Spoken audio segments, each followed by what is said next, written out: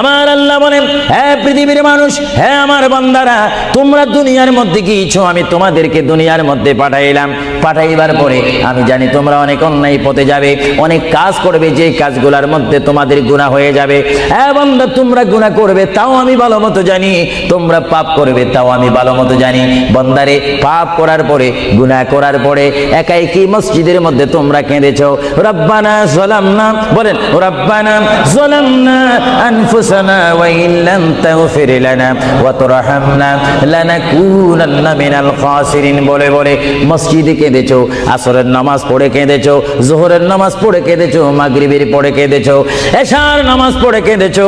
এ বান্দা, নামাজের মুসল্লা যখন বসে যাও, আমি আল্লাহকে তোমরা বারবার বল, আল্লাহ গো আমার গুনাহ মাফ করে দাও।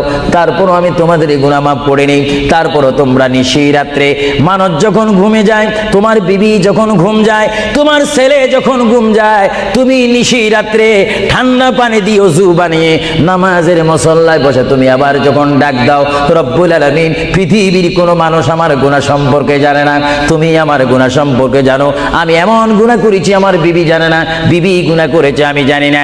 আল্লাহ, তুমি সব কিচ্ছু জানো। হে আমার প্রভু, তুমি আমাকে মাফ করে দাও। আমার আল্লাহ বলে, তারপরও যদি তোমাদেরকে আমি মাফ না করি, তারপরও বান্দা, তোমরা আমার রহমতের দরজা থেকে ফিরে যাইও না। আমি তোমাদেরকে হুকুম দিচ্ছি, ওয়ালাউ আন্নাহুম ইয যালামু আনফুসাহুম জাউকা, বান্দারে, যদি গুনাহ করে ফেলো, আমার রহমত থেকে মুখ ফিরে তুমি চলে যাইও না। বান্দা, আকাশ পরিমাণ যদি গুনাহ করো, পাতাল পরিমাণ যদি গুনাহ করো, সাগরের পানি পরিমাণ যদি গুনাহ করো, পাহাড় তুলনায় যদি তুমি গুনাহ করো, আমার দরবার থেকে তুমি নিরাশ হইও না। বান্দা, আমি তোমাকে একটি রাস্তা পাঠাই দিচ্ছি, একটি পথ তোমাকে আমি দেখাই দিচ্ছি। সেই পথটি কোন পথ তোমরা জানো? ওয়ালাউ আন্নাহুম ইয যালামু আনফুসাহুম জাউকা, বান্দারে, যখন তোমরা বরবাদ হয়ে যাবে, তখন তোমাদেরকে একটা পথ আমি তোমাদেরকে দেখাই দিলাম। সেই পথটির নাম হচ্ছে আমার রাসূলের মদিনা। জোরে বলেন সুবহানাল্লাহ। বান্দা, আমার নবীর দরবারে গিয়ে কেঁদে কেঁদে তোমরা বলো, ইয়া রাসূলুল্লাহ, ইয়া হাবিবাল্লাহ, আয়াকা ইয়া রাসূলুল্লাহ।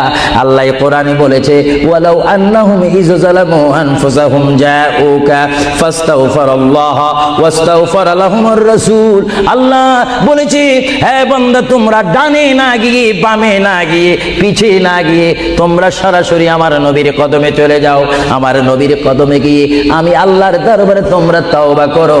তওবা করতে করতে তোমাদের চোখের পানি যখন বাইর হয়ে যাবে, আর ওই মুহূর্তে যদি আমার বন্ধু যদি তোমাদের জন্য আমার দরবারে সুপারিশ করে, আমি আল্লাহ তোমাদেরকে ওয়াদা দিয়ে দিলাম, গ্যারান্টি দিয়ে দিলাম, আমার রাসূল যদি তোমাদের জন্য আমার দরবারে সুপারিশ করে, সঙ্গে সঙ্গে বান্দা, তোমার অতীতের জীবনের কবিরা সগীরা গুনাহ মাফ করে দিব। জোরে বলেন সুবহানাল্লাহ। আরো জোরে বলেন। আমার আপনার গুনাহ মাফ করার জন্য রাসূলুল্লাহর দরবারে যাওয়ার দরকার আছে কিনা?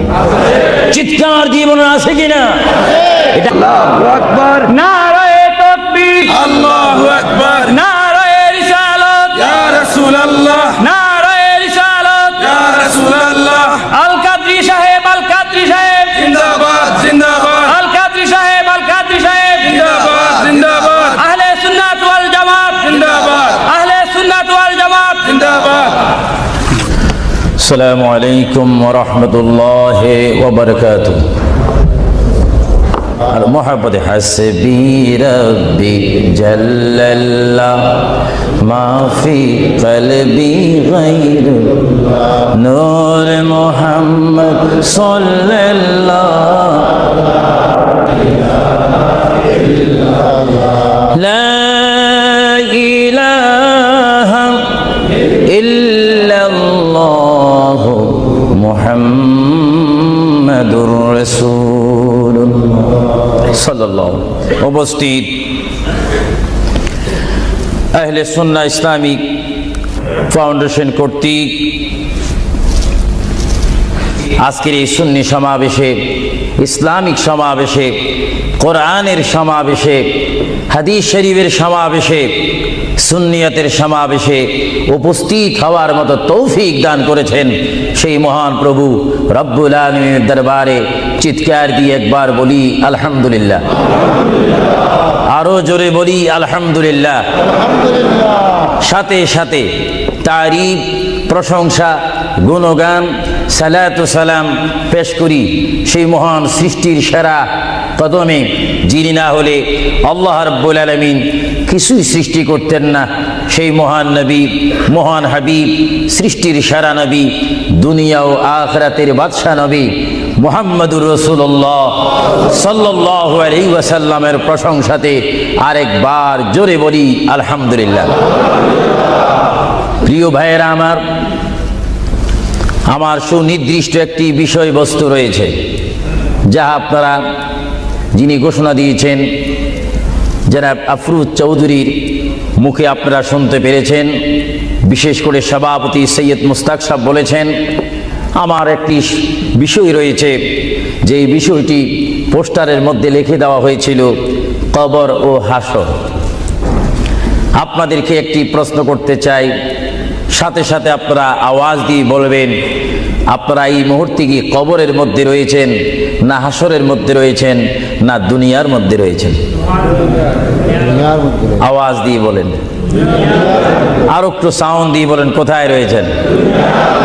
দুনিয়ার মধ্যে যখন রয়েছেন, দুনিয়ার থেকে আপনারা কি সব সময় থাকবেন না চলে যাবেন? আওয়াজটা বোঝা যায় অনেক ইচ্ছা করে থেকে যাবেন। আওয়াজটা দিবেন তো।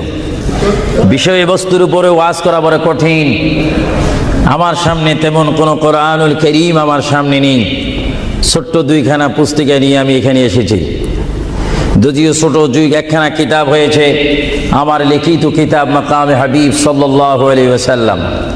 আরেকখানা কিতাব আমি এখানে এনেছি, তারিখে হাবিবিল্লাহ। এই দুটি কিতাব হচ্ছে আজকে আমার সাথে।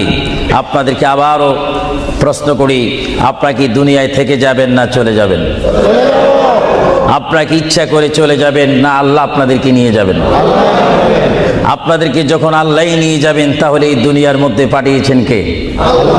চিৎকার দিয়ে বলুন, কে? আপনি ইচ্ছা করে আসেননি, ইচ্ছা করে যাওয়ার ক্ষমতা কার? ইচ্ছায় আপনি এসেছেন? আমরা সবাই কার ইচ্ছায় আসলাম? কার ইচ্ছায় চলে যাব?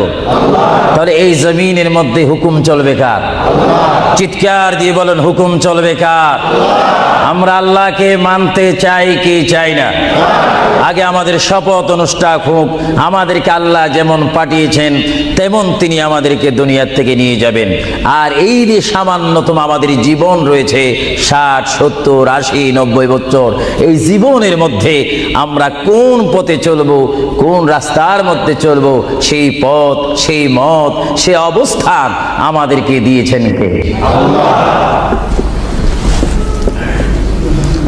ভাইরা আমার, সর্বময় ক্ষমতার মালিক আল্লাহ এই পৃথিবীতে আমাদেরকে পাঠাইলেন আল্লাহ, এবং এই পৃথিবীতে বান্দা তার প্রিয় বান্দা হবে যদি বান্দা তার খালেককে চিনতে পারে।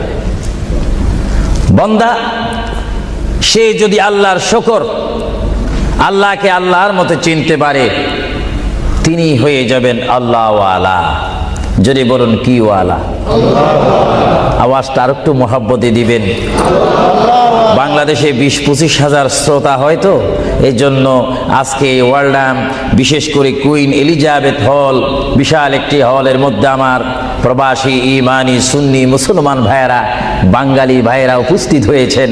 আমার কতই আনন্দ পাচ্ছি, কতই আল্লাহর শুকর আদায় করতে পারছি।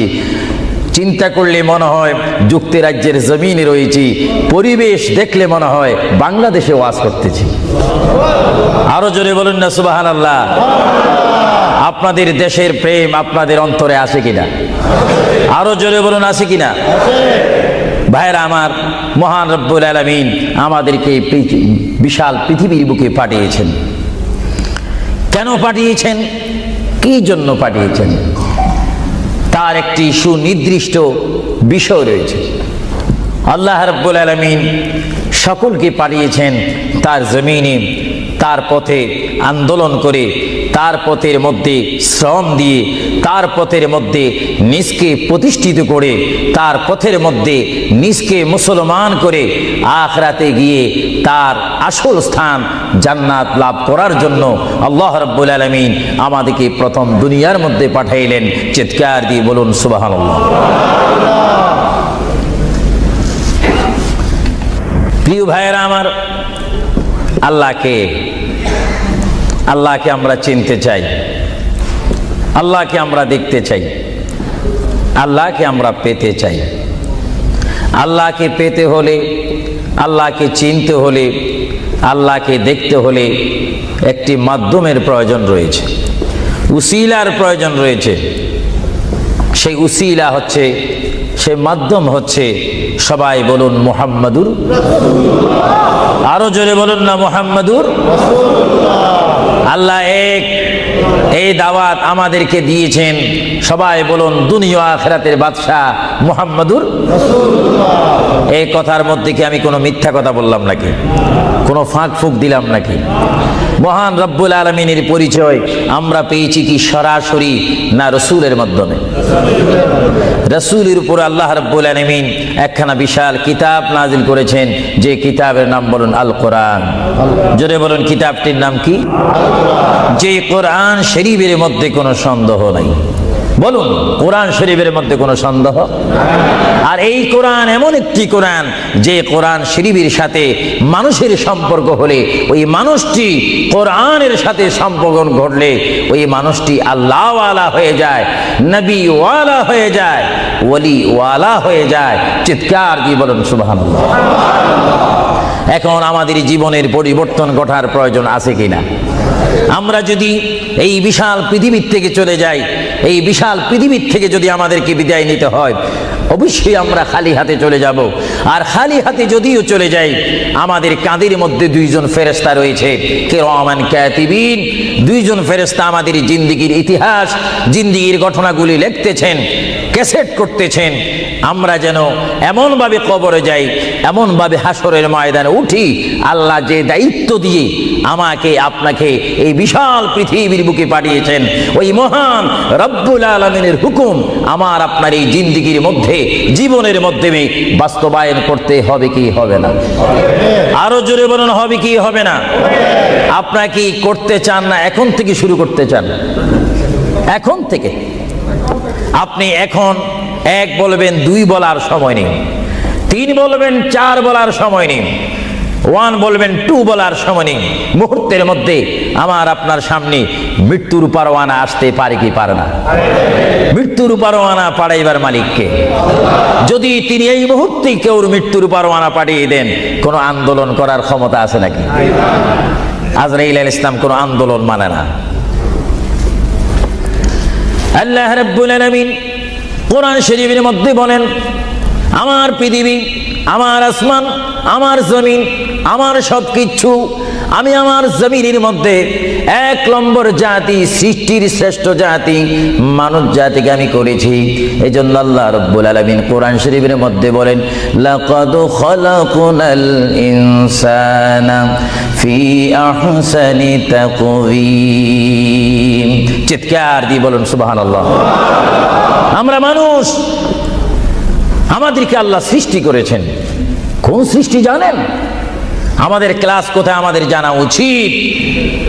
7টি জমিন বলেন আর 7টা আসমান বলেন।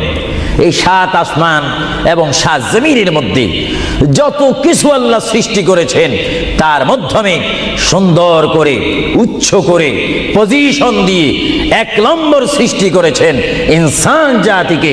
চিৎকার দিয়ে বলুন সুবহানাল্লাহ। সেই ইনসান আমরা, সেই মানুষ আমরা, কিয়ামত পর্যন্ত যদি সিজদার মধ্যে পড়ে থাকি, আল্লাহর শুকর শেষ করা কি আমাদের পক্ষে সম্ভব হবে? আরো জোরে বলেন, সম্ভব হবে? মহান আল্লাহ আমাদেরকে ইচ্ছা করলে অন্য কোনো জাতি করে, অন্য কোনো জাতের মধ্যে, হায়াওয়ানের মধ্যে জানোয়ার করে, পাখি করে, বাঘ করে, কুকুর করে, ইত্যাদি জাতের মধ্যে পাঠাইতে পারতেন তিনি ইচ্ছা করলে, কিন্তু কোন জাতের মধ্যে তিনি আমাদেরকে পাঠাননি। তিনি এমন একটি জাতের মধ্যে, এমন একটি মখলুকের মধ্যে আমাদেরকে তিনি সৃষ্টি করেছেন, পজিশন দিয়েছেন, যেই পজিশন আল্লাহ নিজেই পছন্দ করেছেন। চিৎকার দিয়ে বলুন সুবহানাল্লাহ।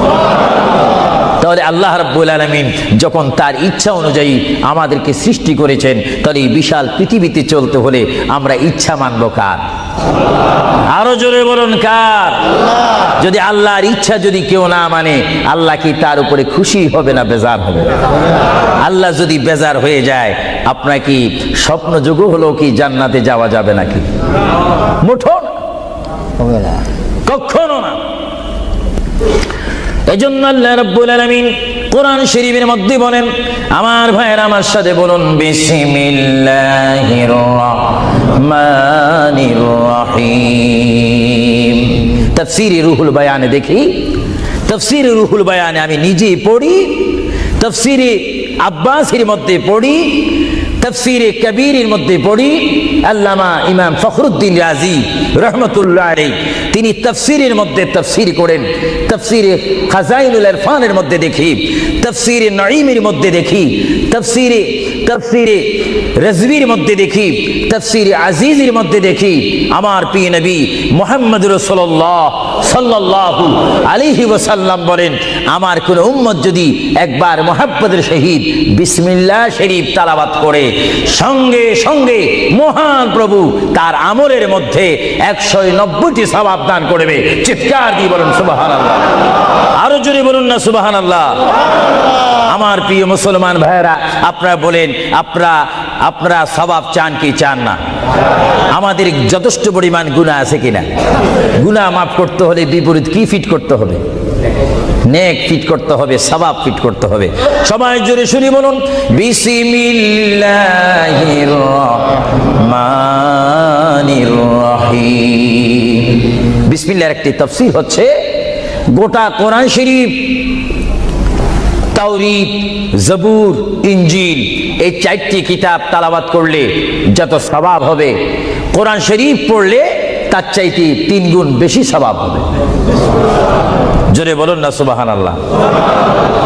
আর গোটা কোরআন শরীফ পড়লে যত সওয়াব হবে, তাহলে একবার সূরা ফাতিহা, আলহামদুলিল্লাহ শরীফ তেলাওয়াত করলে তার চাইতে বেশি সওয়াব হবে। সুবহানাল্লাহ বলুন না সুবহানাল্লাহ। আর একবার বিসমিল্লাহ শরীফ তেলাওয়াত করলে যত সওয়াব হবে, আলহামদুলিল্লাহ পড়লে তার 3 গুণ বেশি সওয়াব হবে। আর বিসমিল্লাহ শরীফ পুরা উচ্চারণ না করে যদি একবার কোন মুসলমান ইমানদার যদি বলে বিসমিল্লাহর বা শব্দ মুখে যদি উচ্চারণ করে, গোটা বিসমিল্লাহ পড়লে যত সওয়াব হবে, একবার বা শরীফ উচ্চারণ করলে তত সওয়াব হবে। চিৎকার দিয়ে বলুন সুবহানাল্লাহ।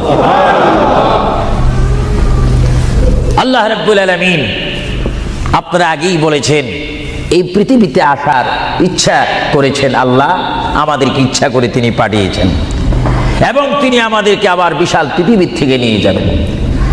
এই জন্য আল্লাহ রাব্বুল আলামিন কোরআন শরীফের মধ্যে বলেন, ওয়ামা খালাকুতুল জিন্না ওয়াল ইনসা ইল্লা লিয়াবুদুন। সুবহানাল্লাহ বলেন। আমার আল্লাহ বলেন, আমি আমার পৃথিবীর বুকে সৃষ্টি করেছি জিন জাতিকে, আমি সৃষ্টি করেছি এবং ইনসান জাতিকে। এই দোনো জাতিকে একমাত্র আমি সৃষ্টি করেছি, তৈরি করেছি সুন্দর করে। আমার জমিনের মধ্যে আমার বান্দারা আমার ইবাদত করবে। জোরে বলেন সুবহানাল্লাহ।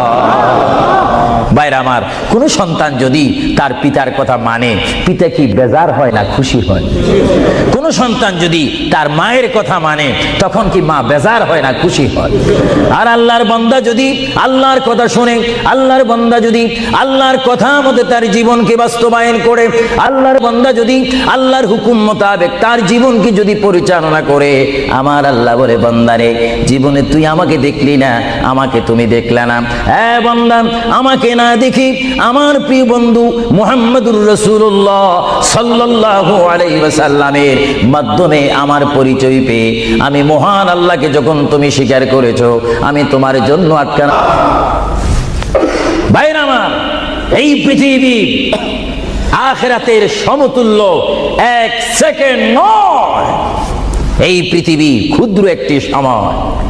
আল্লাহর প্রিয় নবী এজন্য পৃথিবীকে তিনি বলেছেন, আদ-দুনিয়াউ মাজরাতুল আখিরাহ, আদ-দুনিয়াউ মাজরাতুল আখিরাহ। আল্লাহর প্রিয় নবী মুহাম্মদুর রাসূলুল্লাহ সাল্লাল্লাহু আলাইহি ওয়াসাল্লাম বারবার ঘোষণা দিয়েছেন, হে আমার সাহাবীরা, আমি তোমাদেরকে জানাই দিলাম, তোমরা তোমাদেরকে দাওয়াত পৌঁছাই দিলাম, এই দুনিয়া এমন একটি দুনিয়া, যে দুনিয়া হচ্ছে আখিরাতের সঞ্চয় করার একটি স্থান। জোরে বলেন সুবহানাল্লাহ। এই দুনিয়াতে যে যাই করবে তার ফলাফল সে হাসরের ময়দানে হাতে নেবে। আর হাসরের ময়দান এমন একটা কঠিন ময়দান হবে, যে ময়দানে যদি আল্লাহর বান্দাগণ ডাইন হাতে আমলনামা পায়, সে অবশ্যই মনে করতে হবে আমার জন্য জান্নাতের দরজা অপেক্ষা করতেছে। চিৎকার দিয়ে বলেন সুবহানাল্লাহ। আর যে বাম হাতে পায় আমলনামা, যদি কেউ বাম হাতে পেয়ে যায়, কোন নারী হোক, কোন পুরুষ হোক, রাষ্ট্রপতি হোক, প্রেসিডেন্ট হোক, মন্ত্রী হোক, ওসি হোক, ডিসি হোক, আল্লামা হোক, আল্লামাতুল ফাহামা হোক, ইসলামী চিন্তাবিদ হোক, অনিসলামিক চিন্তাবিদ হোক, যদি বাম হাতে আমলনামা পায়, আল্লাহ রাসূল বলেন, উম্মত যদি তোমার বাম হাতে আমলনামা চলে যায়, অবশ্যই তুমি জাহান্নামী। আর যদি ডান হাতে তোমার আমলনামা পেয়ে যাও, তুমি অবশ্যই মনে করবে তুমি জান্নাতি। জোরে বলেন সুবহানাল্লাহ। আমি হাউসকে আমি প্রশ্ন করতে চাই, শ্রোতা ভাইদেরকে প্রশ্ন করতে চাই, আপনারা বলুন, আপনারা কি বাম হাতে আমলনামা চান না ডান হাতে? একটু ডান হাতটা কি আপনারা তুলবেন না? সবাই একটু হাত তুলে বলুন, ডান হাতে আমলনামা চাই কি চাই না? ডান হাতে আমাদেরকে আমলনামা দেওয়ার মালিককে? আরো জোরে বলুন, মালিককে। আর এই ডান হাতে আমলনামা যদি নিতে চাই, জান্নাতের সার্টিফিকেট যদি নিতে চাই, তাহলে এই ডান হাতে আমলনামা পেতে হলে এই জমিনে আল্লাহর হুকুম মানতে হবে। চিৎকার দিয়ে বলুন সুবহানাল্লাহ।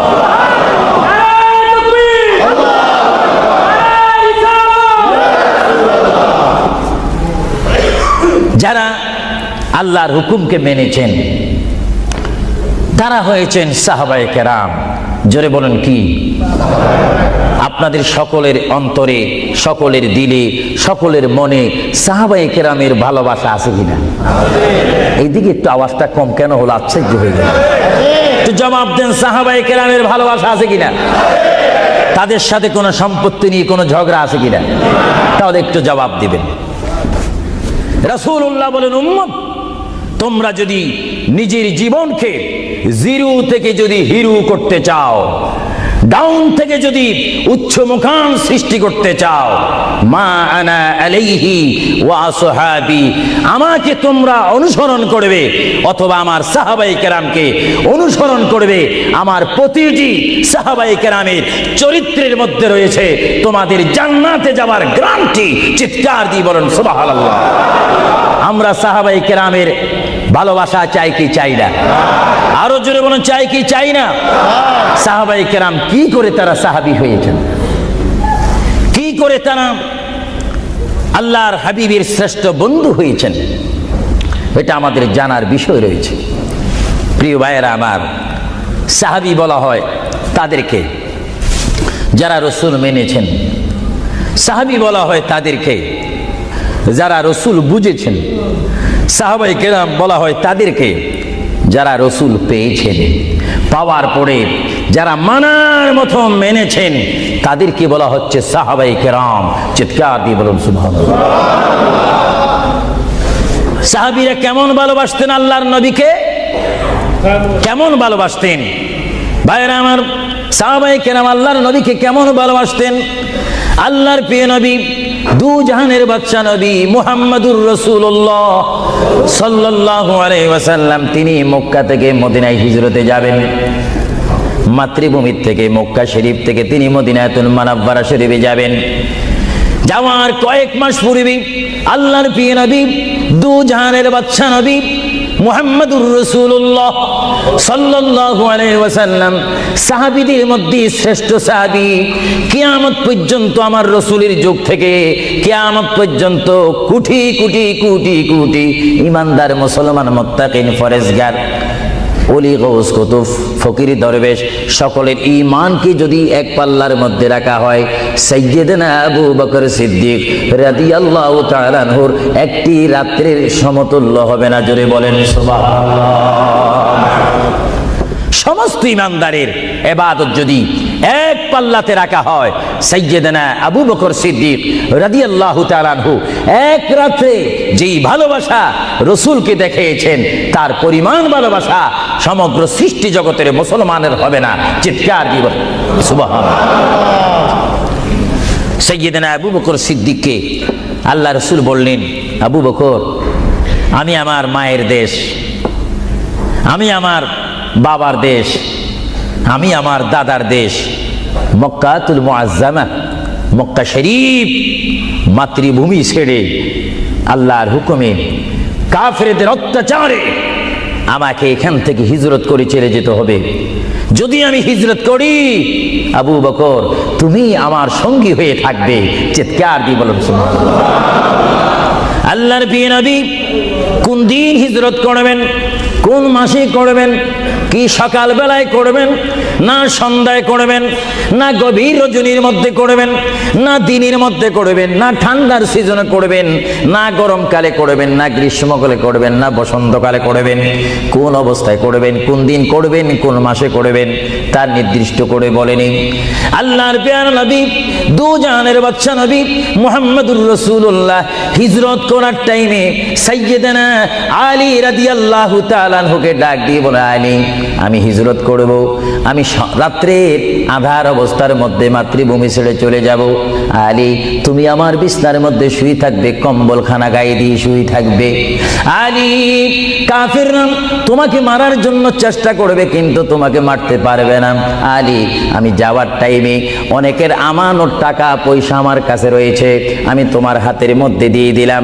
সকাল যখন হয়ে যাবে, তুমি তাদের আমানতগুলা তাদের কাছে পৌঁছাই দিবে। এতে প্রমাণ হলো হযরত আলী যদিও নবীর বিছনার মধ্যে ঘুমিয়ে যায়, তারপর আলীকে মারা যাবে না, যেহেতু যদি আলী মরে যাইতেন, আলীর নিকটে আমার নবী আমানত রাখতেন না। জোরে বলেন সুবহানাল্লাহ। আরো জোরে বলেন সুবহানাল্লাহ। তাহলে কাফেররা দে আলীকে মারতে পারবেন না, এটা নবী জানে কি জানে না? আওয়াজটা ডাউন হয়ে গেল। উচ্চ সুরে বলেন, নবী জানে কি জানে না? নবীকে জানার ক্ষমতা দিয়েছেন কে? কারণ নবীর টিচার তো কোনো ব্যক্তি নয়, নবীর টিচার কোনো ফেরেশতা নয়, নবীর শিক্ষক কোনো মানুষ নয়, নবীর শিক্ষক একমাত্র হচ্ছে আল্লাহ। জোরে বলুন কে? আরো জোরে বলুন কে? আল্লাহ যার শিক্ষক, তার এলেমের কি কমতি আছে নাকি? হযরত আলী জীবনকে ভয় না করে তিনি রাসূলুল্লাহর পালঙ্কের মধ্যে তিনি শুয়ে পড়লেন, বিছনার মধ্যে শুয়ে পড়লেন। যখন শুয়ে পড়ল, কাফেররা প্রবেশ করে দেখেন ওই চৌকির মধ্যে নিশ্চয়ই মুহাম্মদ ঘুমিয়ে আছে। বলেন সাল্লাল্লাহু আলাইহি ওয়াসাল্লাম। কম্বলখানা উঠি তারা দেখলেন মুহাম্মদের স্থানে শুয়ে আছেন শের খোদা হযরত আলী। কাফেররা বলল, আলী, আমরা তো ইচ্ছা করলে তোমাকে জবা করে দিতে পারি বা তোমাকে জমায় করে দিতে পারতাম। আলী, তুমি কেন এই বিছনার মধ্যে শুয়ে আছো? হযরত আলী চোখের পানি ছেড়ে বলে, এ কাফেররা, তোমরা এখনো পর্যন্ত আমার হাবিবকে চিনতে পারোনি, আমার নবীকে চিনতে পারোনি। আমার নবী শুধু এখানে আমাকে শোয়াইছেন, ঈমান পরীক্ষা করেছেন, শুধু তাই নয়, আগামী দিন সকালবেলায় মানুষের আমানতের জিনিস মানুষের কাছে পৌঁছে দেওয়ার জন্য রাসূলুল্লাহ তাও আমাকে বলেছেন। তাহলে বুঝা গেল একদিকে আমি রাসূলুল্লাহর পেটের মধ্যে ঘুমাবো, আর সকালবেলায় আমি উঠে মানুষের আমানত তাদের হাতে পৌঁছাই দেব। জোরে বলেন সুবহানাল্লাহ, বলেন আল্লাহু আকবার, আরো জোরে বলুন আল্লাহু আকবার। মহান নবীকে এত সুন্দর করে পৃথিবীতে পাঠিয়েছেন আল্লাহ। জোরে বলেন কে? তাহলে ভাইয়েরা আমার, কেউ যদি আমাকে মারতে আসে আর আমি যদি জানি আমার পালকের মধ্যে যদি আমি শুয়ে থাকি কেউ আমাকে জবা করে দিবে, আর এই টাইমে যদি আমার ভাইকে যদি আমি বলি, বিশেষ করে সভাপতিকে যদি বলি আপনি একটু আমার পালকে ঘুমান, উনি বলবে আমার সভাপতির প্রয়োজন নেই, আমার জান বাঁচা ফরজ, বসবে না, থাকবে না। আর সাহাবায়ে কেরাম জেনে শুনে মেনে ইচ্ছা করে নিজের জীবন প্রতি মুহূর্তে মুহাম্মদ রাসূলুল্লাহ চরণের মধ্যে দেওয়ার জন্য প্রতি ওয়াক্তে প্রস্তুত ছিল। চিৎকার দিয়ে বলেন সুবহানাল্লাহ। আল্লাহর পেয়ারা নবী হিজরত তিনি শুরু করলেন। আল্লাহর পেয়ারা নবী মায়ের দেশ মক্কা শরীফ থেকে আল্লাহর নবী চলে যাচ্ছেন। চলে যাওয়ার টাইমে সাইয়্যিদানা আবু বকর সিদ্দিকের ঘরের মধ্যে গেলেন। সাইয়্যিদানা আবু বকর সিদ্দিক রাদিয়াল্লাহু তাআলা আনহুর ঘরের দরজার মধ্যে আল্লাহর প্রিয় নবী গিয়ে ডাক দিলেন, ইয়া আবু বকর, ইয়া আবু বকর, ইয়া আবু বকর করে যখন ডাক দিলেন, সাইয়্যিদানা আবু বকর সিদ্দিক রাদিয়াল্লাহু তাআলা আনহু একটা সেকেন্ড দেরি না করে সঙ্গে সঙ্গে বললেন, ইয়া রাসূলুল্লাহ, ইয়া রাসূলুল্লাহ। আল্লাহর প্যারা নবী চক্ষু মুবারকের পানি মুবারক ছেড়ে দিলেন, আবু বকর তুমি রাত্রে এমন সময় আমি এসেছি, নিশি রজনীর মধ্যে এসেছি, যে টাইমে মানুষ একটু ঘুমায়, ওই ঘুমের টাইমে তোমার ঘরের দরজার মধ্যে এসে তোমাকে ডাক দিলাম।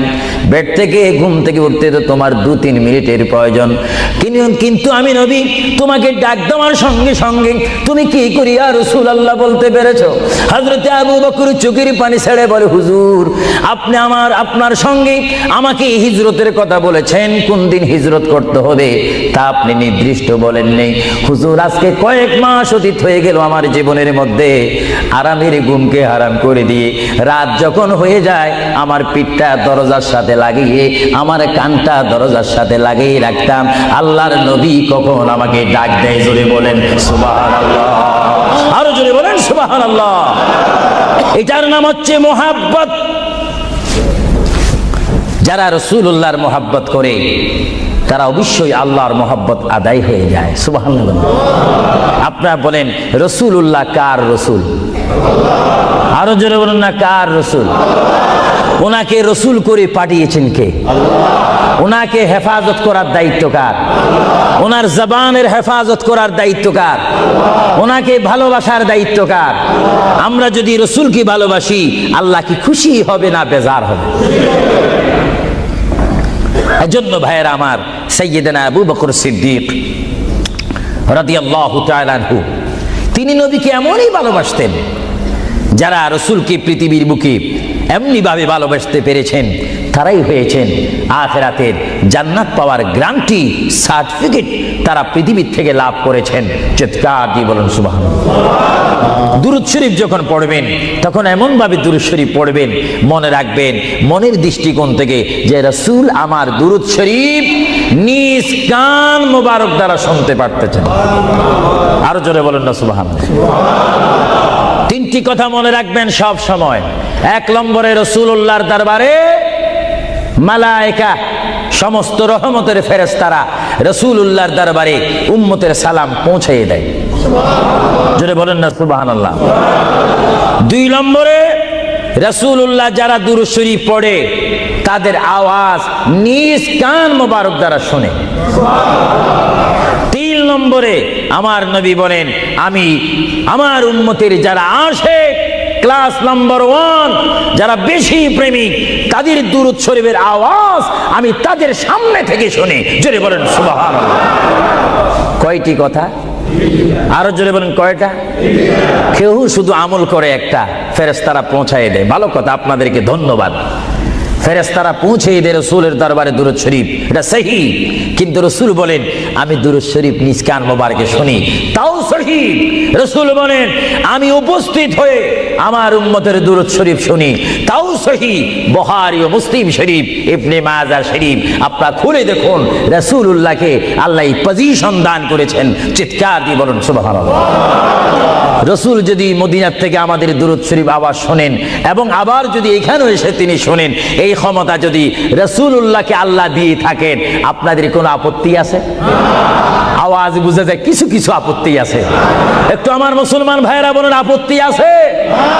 আরো জোরে বলেন কোনো অভিযোগ আছে? রাসূলুল্লাহকে এই ক্ষমতা দিয়েছেন কে? আরো জোরে বলেন কে? না আমরা কমিটি সিদ্ধান্ত করে ক্ষমতা প্রদান করলাম? যদি কাউকে ক্ষমতা প্রদান করতে হয় সেখানে অভিযোগ সৃষ্টি হয়, গন্ডগোল সৃষ্টি হয়। রাসূলুল্লাহকে ক্ষমতা দেওয়ার মালিক আমরা নয়, রাসূলুল্লাহকে ক্ষমতা দিয়ে পরিপূর্ণ ক্ষমতাবান করে আল্লাহ রাব্বুল আলামিন এই গোটা জমিনকে উজালা করার জন্য আল্লাহর পক্ষ থেকে তাকে পাঠানো হয়েছে। চিৎকার দিয়ে বলুন সুবহানাল্লাহ। সাইয়্যিদনা আবু বকর সিদ্দিক রাসূলুল্লাহকে ভালোবেসেছেন। আপনারা জানেন মুহাম্মদ রাসূলুল্লাহকে ভালোবাসলে উম্মতের কি অবস্থা হয়। আপনারা যারা মক্কা শরীফ গিয়েছেন, হজ করেছেন, সেখান থেকে আপনারা গিয়েছেন বিশ্বের শ্রেষ্ঠতম দামিময় শহর, বিশ্বের শ্রেষ্ঠতম উজ্জ্বল শহর, যেই শহরে পা রাখা মাত্র 50,000 সওয়াব আল্লাহ রাব্বুল আলামিন উম্মতের আমলনামায় প্রদান করে দেন।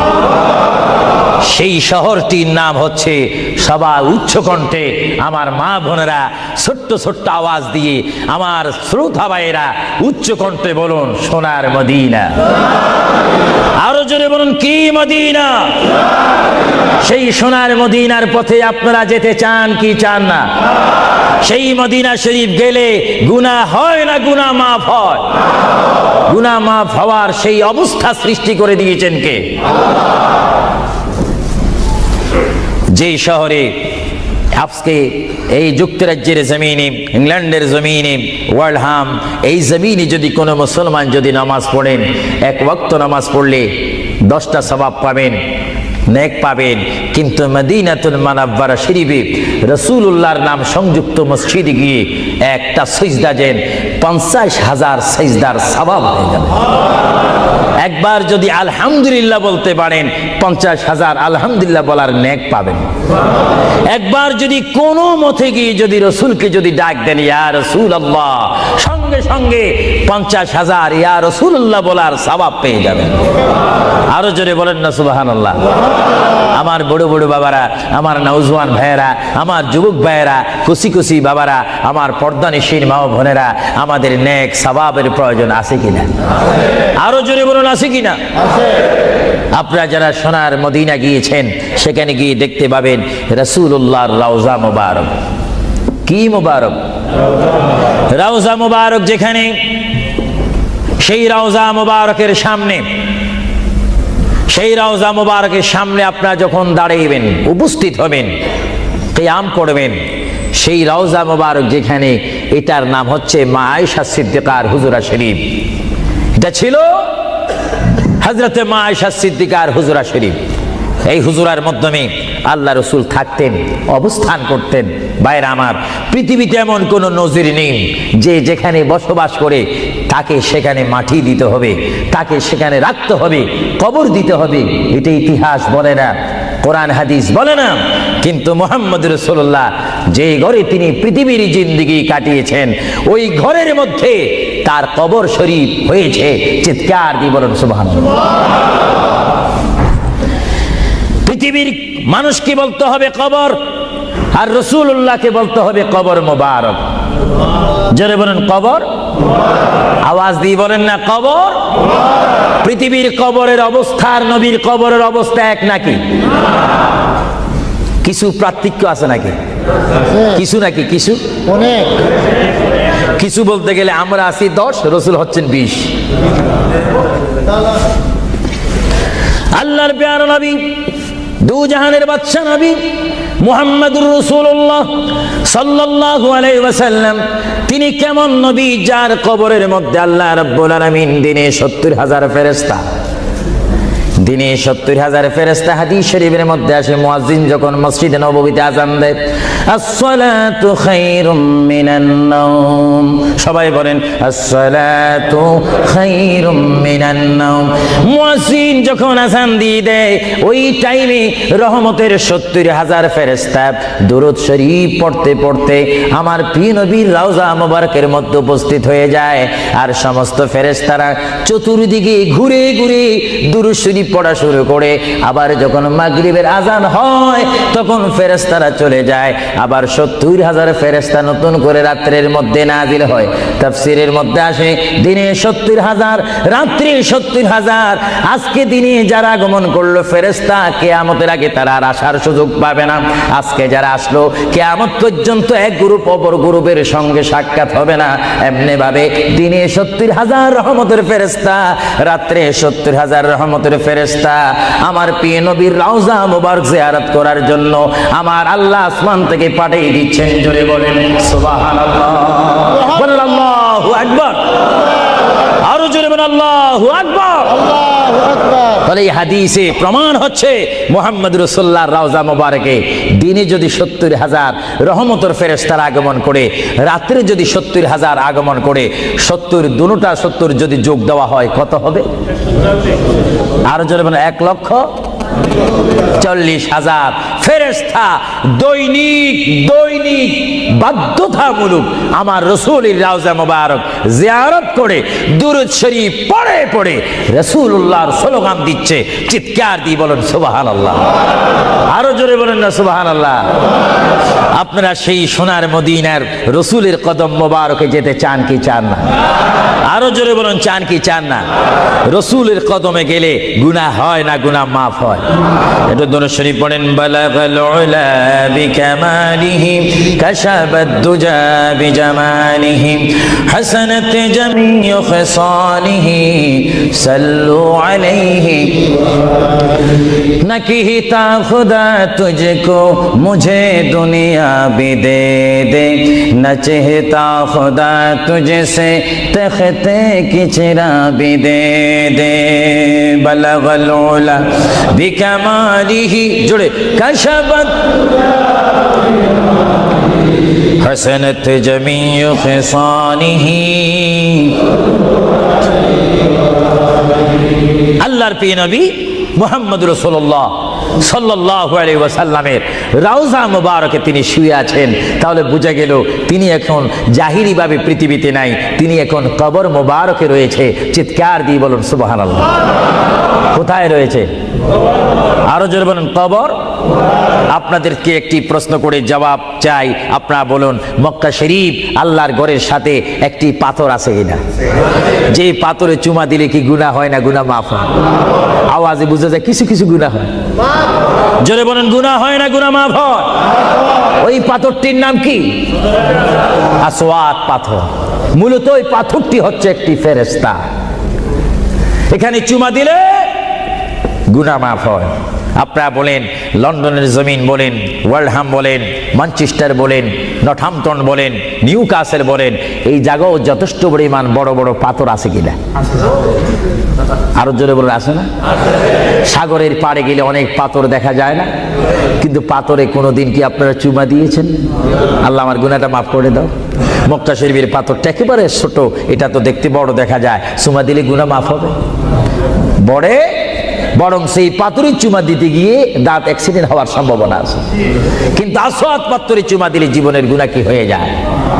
হ্যাঁ, আসওয়াত পাথর, তোমার মধ্যে কি গুণ, তোমার মধ্যে কি ফায়দা রয়েছে, তোমার মধ্যে কি আকর্ষণ রয়েছে, তোমার মধ্যে কি পাওয়ার রয়েছে, তোমার মধ্যে কি নূর রয়েছে, স্পিরিট রয়েছে, এই পাথর তোমার থেকে আমরা জানতে চাই।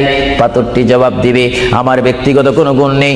আল্লাহর প্রিয় নবী, দু জাহানের বাদশা নবী মুহাম্মদুর রাসূলুল্লাহ, আমি পাথরের গায়ে চুমা দেওয়ার কারণে কিয়ামত পর্যন্ত যত মুসলমান আমার গায়ে চুমা দিবে তাদের গুনাহগুলি আমি চুম্বকের মতো চষে নেব। জোরে বলেন সুবহানাল্লাহ, বলেন আল্লাহু আকবার।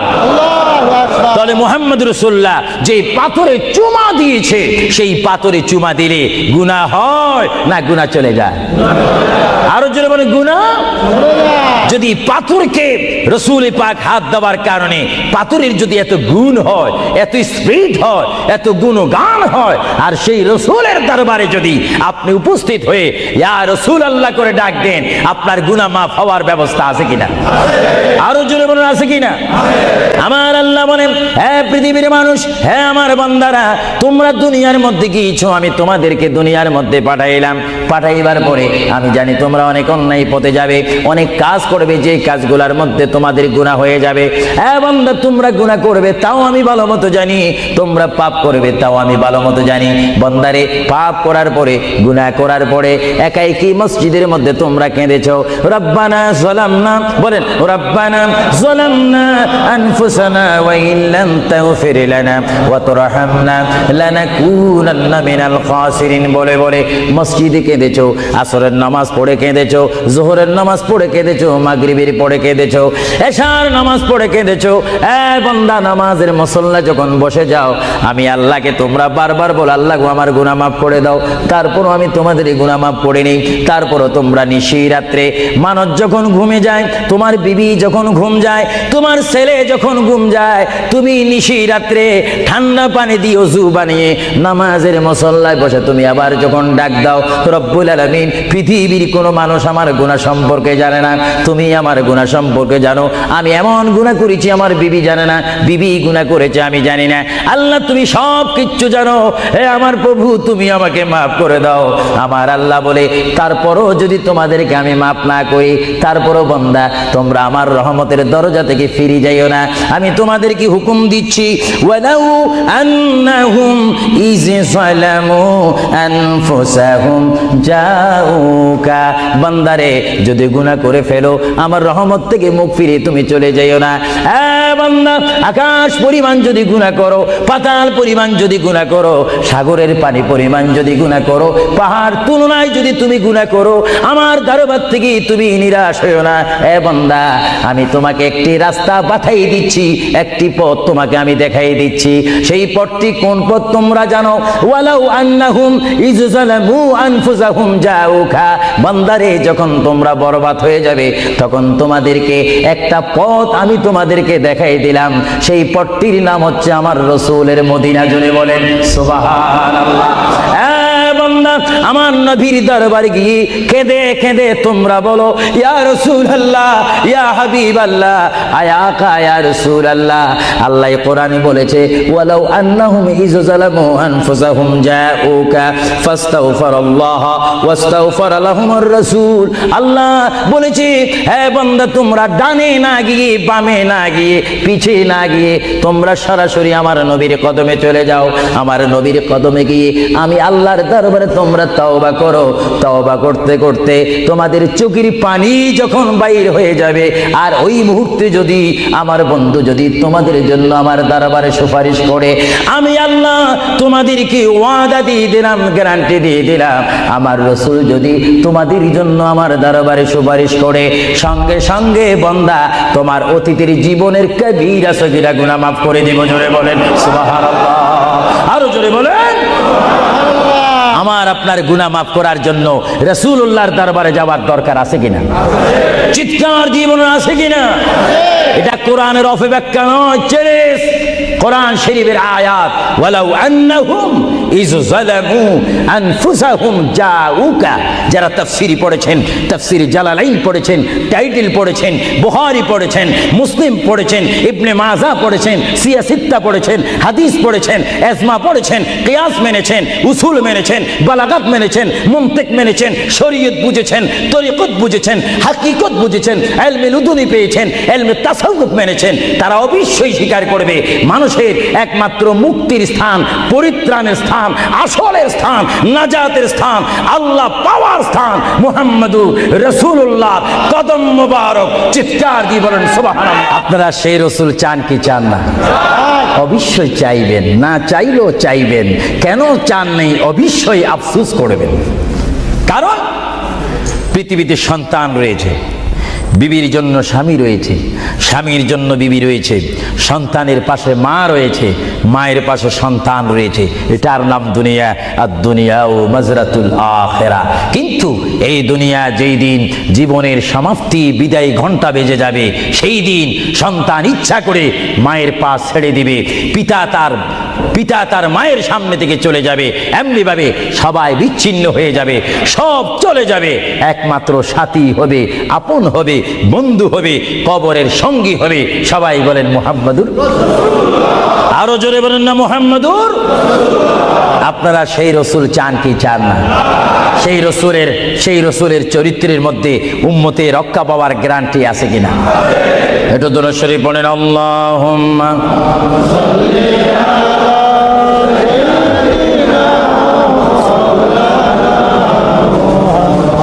ওয়া আলা আলি সাইয়্যিদিনা। ভাইরা আমার, মহান রব্বুল আলামিনের কোরআনুল কারীম থেকে আমি একখানা আয়াত আপনাদের সামনে আবারও পড়ে শোনাচ্ছি। আমরা যারা এখানে উপস্থিত রয়েছি, আমাদের সকলের জীবনের সাথে সঙ্গে সঙ্গে রয়েছে মউত। জোরে বলুন কি? মরণ। মরণ মানে নড়াচড়া নাই, কথা নাই, শক্তি দেখাইবার ক্ষমতা নাই, চিৎকার দেওয়ার কোনো আওয়াজ নাই। এটার নাম কি? মউত। আমার আপনার এই বডির থেকে, দেহ থেকে, শরীর থেকে, জিসিম থেকে প্রাণ পাখি চলে যাবে, রূহ। সেই রূহ যখন আমাদের সামনে থেকে, ভিতর থেকে চলে যাবে, তখনই আমাদেরকে ঘোষণা করা হবে মরহুম।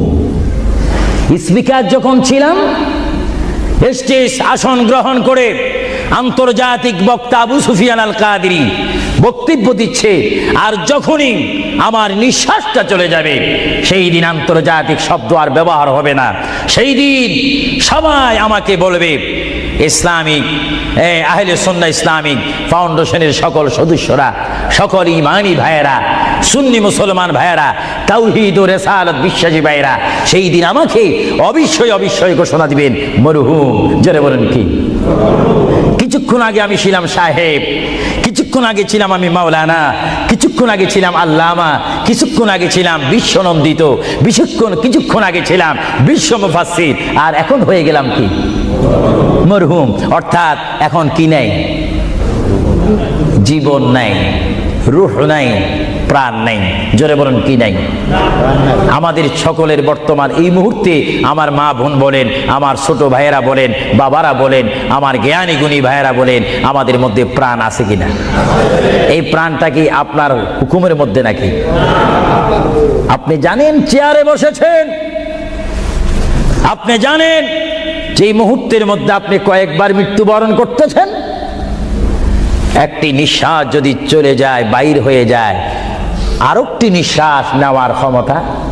আর বিশেষ করে আমার এই যুক্তরাজ্যের আমার যুবক শ্রেণীর ইসলামিক আহলে সুন্নাহ ইসলামিক ফাউন্ডেশনের প্রেসিডেন্ট থেকে শুরু করে সকল মেম্বারকে আমি ধন্যবাদ, মোবারকবাদ জানাচ্ছি। তারা আজকের এই প্রোগ্রাম আয়োজন করার কারণে বিশেষ করে আমি দোয়া করি, বারগাহ ইলাহির দরবারে, রাসূলুল্লাহর রিসালাতের দরবারে আল্লাহ যেন তাদের আপ্রাণ চেষ্টায়, আপনাদের সহযোগিতায় এই ওয়ার্ল্ডহামের মধ্যে একটি ঐতিহাসিক ইসলামী সেন্টার করার তৌফিক দেখ। সবাই বলুন আমিন। আরো জোরে বলুন।